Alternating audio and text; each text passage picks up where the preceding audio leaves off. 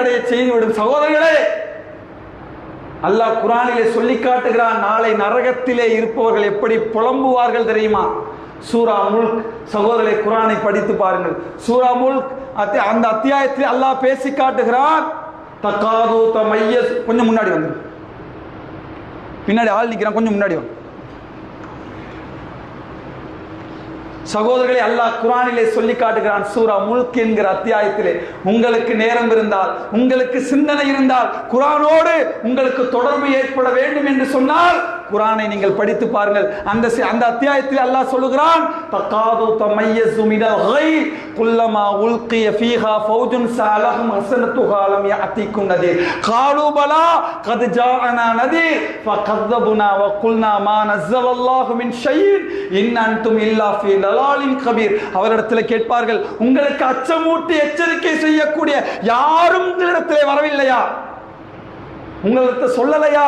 குர்ஆனை சொல்லலையா? நபிமொழிகளை சொல்லலையா? குர்ஆனை சொல்ல போறோம், விரைவாக வாருங்கள் என்று உங்கள்கிட்ட சொல்லலையா?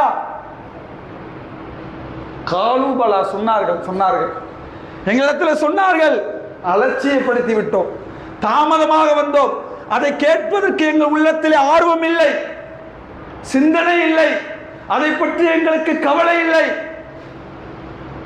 நாங்கள் கவலைப்பட்டிருந்தால், சிந்தித்திருந்தால், யோசித்திருந்தால், குர்ஆனுடைய வசனங்களை படித்திருந்தால், லவ் குன்னா நஸ்மஉ அவ் நஅகிலு மா குன்னா ஃபி அஸ்ஹாபிஸ் ஸபீர். நரகத்தில் இருப்பவர்கள் சொல்வார்களாம், எப்படி சொல்வார்கள்? நாங்கள் கேட்டிருந்தால், செவிமடுத்திருந்தால் இந்த நரகத்துக்கு நாங்கள் வந்திருக்க மாட்டோமே என்று அவர்கள் மறுமையிலே நரகத்தில் இருந்து கொண்டு சொல்வார்கள்.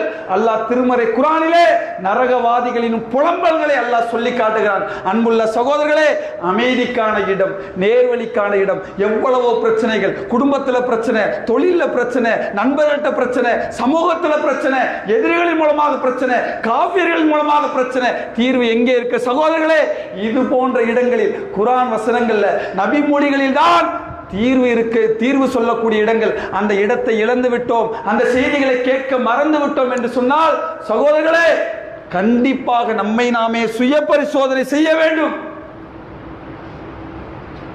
வாரத்தில் நடக்கிற ஒரு ஜும்மாவுடைய 20 நிமிட உரை கூட என் செவிகளில் விழுந்துவிடக் கூடாது என்று ஷைத்தான் என்னை தடமாற்றுகிறான் என்று சொன்னால் சகோதரர்களே, மீண்டும் மீண்டும் சுய பரிசோதனை செய்து அல்லாஹ்விடத்திலே தௌபா செய்ய வேண்டும். தாமதமாக வந்த சகோதரர்கள் அல்லாஹ்விடத்திலே கேட்க வேண்டும், யா அல்லாஹ், இந்த ஜும்மாவை நான் தாமதப்படுத்தி விட்டேன், இழந்து விட்டேன், உன்னுடைய வசனங்களை கேட்பதை விட்டும், உன்னுடைய நபி மொழிகளை கேட்பதை விட்டும் நான் தாமதப்படுத்தி விட்டேன்.